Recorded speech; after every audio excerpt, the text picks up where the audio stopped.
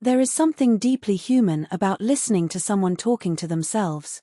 Not those quick murmurs while looking for the keys, but complete dialogues, with pauses, intonations, sometimes even gestures, as if there were an invisible interlocutor right there, next to you. Have you ever noticed how some people do this with a naturalness that is fascinating? While most feel embarrassed at the thought of being caught talking to themselves, they seem immersed in a parallel world, where loneliness is not absence, but company. But what happens in the mind of someone who turns silence into conversation? Before you think that this is a sign of madness, and yes, we know that this is the first place the head ends up, it is important to say, there is nothing pathological about this. At least not in most cases. Science has already discovered that talking to yourself is, in fact, a powerful cognitive mechanism, a kind of hack that the brain uses to organize thoughts, train speeches, or even regulate emotions. But behind this apparently simple practice, there is a complex psychological architecture, which reveals a lot about how these people see the world and themselves. Maybe it all starts in childhood, when the line between imagination and reality is still as thin as a silk thread. Do you remember those imaginary friends? Well, some people just never stopped talking to them. Not in the literal sense, although that can also happen, but in the habit of externalizing internal dialogue. For them, thinking out loud is like scribbling a draft before writing the final text, a way of giving structure to mental chaos. Their brain works like a writer who needs to hear the words to know if they sound good. And, in a way, that makes perfect sense. After all, how many times have you repeated an argument under your breath before saying it in an important meeting? The difference is that, for them, this rehearsal becomes the main show. But there are other layers. Some people talk to themselves because they need an echo for their own ideas. In a world where external validation is currency, they created their own feedback system. It's as if they were saying, if I don't listen to myself, who will? This is especially common in creative minds: artists, writers, scientists who use solitary speech to test hypotheses, adjust theories, or simply give vent to a stream of consciousness that doesn't fit inside their heads. Virginia Woolf did that. Einstein too. And, if history is any consolation, neither of them ended up hospitalized because of it. Now, let's talk about a more delicate aspect, the loneliness that dares not speak its name. For some people, these dialogues are a way of filling a void that has not been filled by others. Not necessarily because of a lack of company, but because of a lack of company that understands. It's as if, over the course of their lives, they've learned that real conversations are either too superficial or too painful, and so they've created a safe space where they can be completely honest with themselves. In this case, talking to yourself is not a symptom of isolation, but an emotional survival strategy. Their brains understand that if they can't count on others for certain things, they can at least count on themselves. But here comes the twist: this habit can also be a superpower. Think about it. Those who master the art of talking to themselves develop an intimacy with themselves that few achieve. These people tend to be more self-conscious because they spend hours analyzing their own thoughts out loud. They are less likely to get lost in social illusions, because they are already in the habit of questioning everything, even their own certainties. And, in a world where everyone seems to run after validation from others, they found a way to validate themselves on their own. Of course, there is the other side of the coin. When this internal dialogue becomes obsessive, when the person begins to argue with themselves as if it were an implacable court, then it could be a sign that something is not going well. But, in most cases, this is not the case. It's just a mind too busy to be content with silence, or a soul so full of stories that it doesn't fit inside its own skin. If you are one of these people, know that there is nothing wrong with having a conversation that only you understand. In fact, you may just be practicing the art of listening to yourself, something that the modern world has crushed under notifications and other people's opinions. And, deep down, this is revolutionary. Because, in a time where everyone talks and few listen, anyone who learns to listen to themselves is already one step ahead. So the next time someone catches you talking to yourself and looks at you like, "Are you okay?" you can just smile and reply, "I'm just having one of the most important conversations of my life." And, believe me, it won't be a lie. So, do you also have this habit? Comment below what your solitary conversations are like, or if you've ever been caught in the act.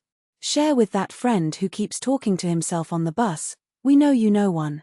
And, if you liked this reflection, activate the bell so you don't miss the next ones. Because, after all, the best conversations are the ones we have with ourselves. Until next time. Oh, and don't forget, sometimes, the most interesting person you'll meet today is yourself. The art of being your own confidant. When we talk to ourselves, we are rewriting our stories. Have you ever stopped to think that those monologues you deliver in the shower, in traffic, or while making your bed are actually rehearsals for real life? It's no wonder that actors, writers, and even scientists use the habit of talking to yourself as a tool. The brain doesn't distinguish well between an imaginary conversation and a real one, and that's exactly where the power lies. Imagine your mind is an empty stage. When you talk to yourself, you are directing, acting, and revising the script of your own existence. That discussion you had yesterday and didn't know how to respond. In the bathroom, you win. That dream that seems distant. In the car, you are already there. Even the pain of a breakup becomes an epic speech when you are the protagonist and the audience at the same time. But why does it work so well? 1. The offline brain is the best therapist. Neuroscientists have discovered that speaking out loud activates different areas of the brain than silent thinking. It's as if, when verbalizing, you organize chaos. Transforming emotions into words reduces anxiety by up to 50%, UCLA study. Practice responses. Your brain simulates scenarios like a video game in practice mode. When the real situation arrives, you've already played that level. Create emotional distance. Hearing your own voice makes you step out of the role of victim and become an observer. Wow, I sound stronger than I thought. Quick experiment. Next time you're feeling stressed, describe the problem out loud as if you were a friend giving you advice. The solution will appear because you already know the answer. I just needed to hear it. 2. The 3 people who live in your head, and why you should let them speak. Everyone has 3 versions of themselves that appear in monologues. 1. The critic, the one who says you'll never make it. Don't silence him. Instead, let him talk until he gets tired. You'll find his objections repetitive and weak. 2. The dreamer, the one who plans trips, business, romances. Give him 5 minutes a day. Studies show that visualizing goals out loud increases the chances of accomplishing them by 42%. University of Toronto. 3. The sage, the one who appears after a crisis and says okay, let's solve it. He only appears when the other 2 calm down. Therefore, talking to yourself is like an emergency meeting with yourself. Golden tip: if you record these monologues, yes, on your cell phone, and listen later, you will notice. Standards. I always boycott myself when I talk about money. I only get excited after 11 p.m. That's your internal compass speaking. 3. The secret no one tells you. We talk to ourselves because the world can't handle our truths. Think about it. How many times have you swallowed an opinion, a desire, or an anger because you knew it wouldn't be understood? Society has unwritten rules about what can be said, and your monologues are the space where those rules don't apply. What you don't dare say to others, fears, envy, forbidden desires, needs to come out somehow. Otherwise, it becomes somatization, anxiety, or even illnesses. Your internal dialogues are acts of rebellion. In an era of cancel culture and snap judgments, talking to yourself is the last refuge of authenticity. Real example: a study of solitary prisoners showed that those who talked to themselves remained sane for longer. Why? Because the human voice, even if it's your own, is an antidote to emotional isolation. 4. How to turn your monologues into superpowers, step by step. If you've ever been caught talking to yourself and felt embarrassed, stop everything and write this down. Small Blue Diamond Technique 1. The mirror of the future. Speak as if you have already achieved your goal. Damn, I did it. How did I do it? Effect. Your brain begins to map real paths to get there, neuroplasticity. Small Blue Diamond Technique 2. The imaginary interview. Ask yourself, if I were my best friend, what would I say to help me right now? Why it works. Compassion for others is instantaneous. For ourselves, it takes time. This technique circumvents that. Small Blue Diamond Technique 3. The unfiltered vent. Let everything out: cursing, crying, hysterical laughter. Rule: no one can hear. The goal is to empty, not perform. Bonus: then burn the paper or delete the recording. Ritualizes closing. Small blue diamond technique 4, the counsel of the future self. Ask: what would my 80-year-old self say about this situation? Common response: it doesn't matter, my son. Enjoy it while you can. Effect: instant perspective. 5. When monologues become a trap, and how to escape. Not everything is flowers. Sometimes talking to yourself can be a self-sabotage loop. Pay attention to the signs. Warning sign: obsessive repetition, saying the same thing 10 times without action. Solution: set a 5-minute timer. If you don't find a solution within that time, change the subject. Warning sign: destructive self-criticism, I'm rubbish, I'll never improve. Solution: replace I with you. Your trash sounds cruel, it forces you to have compassion. Warning sign: escape from reality, living more in monologues than in real life. Solution: add a minimum action. X: okay, I want to change jobs. Today I'm going to update LinkedIn. 6. The silent revolution: why those who talk alone are ahead of their time.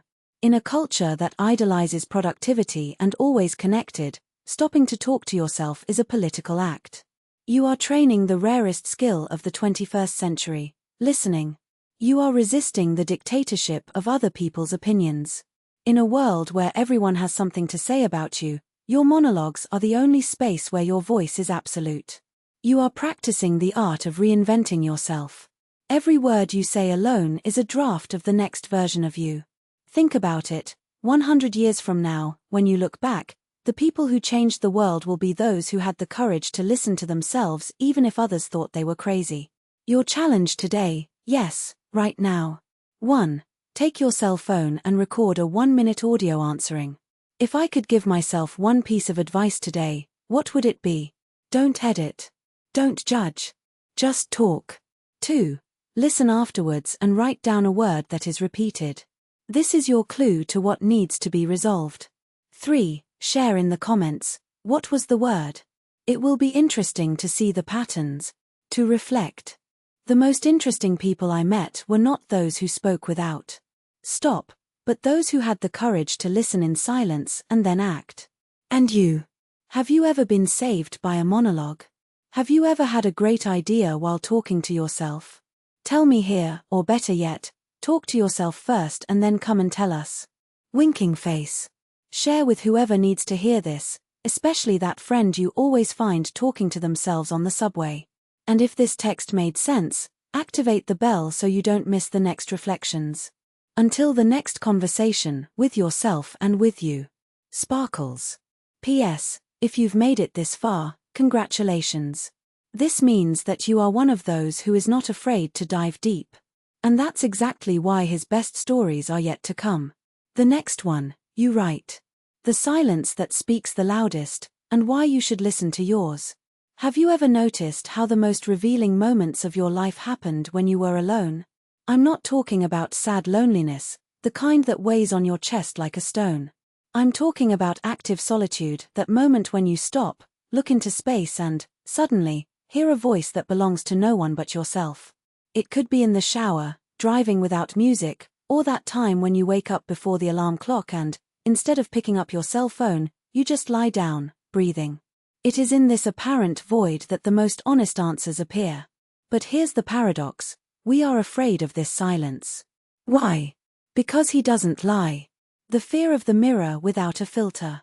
When you're alone, for real, without distractions, without the illusion of companionship that social media provides, you're forced to face your own questions. Why haven't I changed jobs yet, if I hate waking up every Monday? Why do I pretend I don't care, when it actually hurts? What do I really want, or am I just repeating what I was taught to want? And then comes the panic. Because society has taught us that thinking too much is dangerous. That questioning is freshness, that doubt is weakness. So we fill every second with podcasts, series, meetings, anything so we don't have to hear our own voice. But what if I told you that the most accomplished people I know are not the ones who talk the most, but the ones who listen the most? The 7-minute experiment. Do it now, if you dare. 1. Turn everything off. Cell phone in airplane mode. TV off. Window closed if there is noise. 2. Sit in a place where you won't be interrupted. It could be on the floor, on the bed, in the bathroom, no judgment. 3. Set a timer for 7 minutes and do nothing. Don't meditate. Don't breathe correctly. Just stay still. 4. Write down the first thing that comes to mind when the time is up. Don't filter. Don't correct. If it was a strange memory, a guilt, an absurd desire, write it down. What appeared? A name you haven't thought of in years. A decision you've been putting off. An anger that he wouldn't even admit to himself. This is no coincidence. It's your mind telling you, hey, we need to talk about this. Why it works, the science behind talking to yourself. Neuroscientists discovered that, when we are silent without external stimuli, the brain activates the default mode network. It is in this state that heavy checkmark we process memories, those that the rush of everyday life does not allow to emerge. Heavy checkmark we make complex decisions, the subconscious works behind the scenes. Heavy checkmark we create insights, that brilliant idea that comes in the shower. This is where it is born. The problem? We spend 90% of our time running away like this. And then life becomes a cycle of action without reflection, do. Exhaustion, because nothing makes sense. More action, so as not to feel empty. Breaking this cycle is simple, but not easy. Because it requires you to stop. What happens when you stop running away? 1. You figure out what you really want, not what your family, boss, or Instagram tells you should want. 2. You stop repeating the same mistakes, because you finally listen to the warnings your intuition gives you. 3. You become immune to manipulation. Tie on, when you know yourself, no one can sell you false dreams. But there's one detail, this silence hurts at first. Because it shows the wounds you've been ignoring. And then you have 2 choices. Go back to running, and postpone the pain. Stay, listen and act, and ultimately heal. The question you've been avoiding, answer in the comments. If you had to choose one thing to change in your life today, without fear of judgment, without excuses, what would it be? Don't think too much. Write the first impulse. And if you don't know the answer, that's a sign that you urgently need 7 minutes of silence. Who is this a challenge for? Yes, I know it's you. If just reading this makes you feel a lump in your throat or an itch to close the screen, it's a sign that you need this more than you realize. Tip to get started without trauma. Start with 1 minute a day. Just that. Use a notepad, nothing digital, so as not to be tempted to be distracted. If your mind fills with thoughts, don't fight. Let it pass like clouds. The important thing is not to run away. What do you get from this? Beyond yourself. 1. Clarity, knowing what to import, what to let go of. 2. Courage, to make choices that scare others but make sense to you. 3. Peace, because you stop living at war with yourself. And the best? Nobody can give you that. Neither therapist, nor coach, nor self-help book. Only you, in the silence, can find it. Now the choice is yours. You can. White heavy checkmark, close this screen and go back to your routine, without judging, without pressing. White heavy checkmark, try the 7 minutes and see what happens. Spoiler, it will hurt, but it will be worth it. White heavy checkmark, share in the comments what your word, decision or memory was, because when we speak, the power of silence increases. What will it be? P.S. If you've made it this far, it's because something in this text resonated with a part of you that has been silent. Don't ignore it. The voice you need to hear most is yours. P.P.S. Send this text to that friend who always has an excuse not to stop. Or to yourself, a month from now, when you forget why this matters. Until next time, when we meet again, I hope it will be in a quieter and truer place. Milky Way.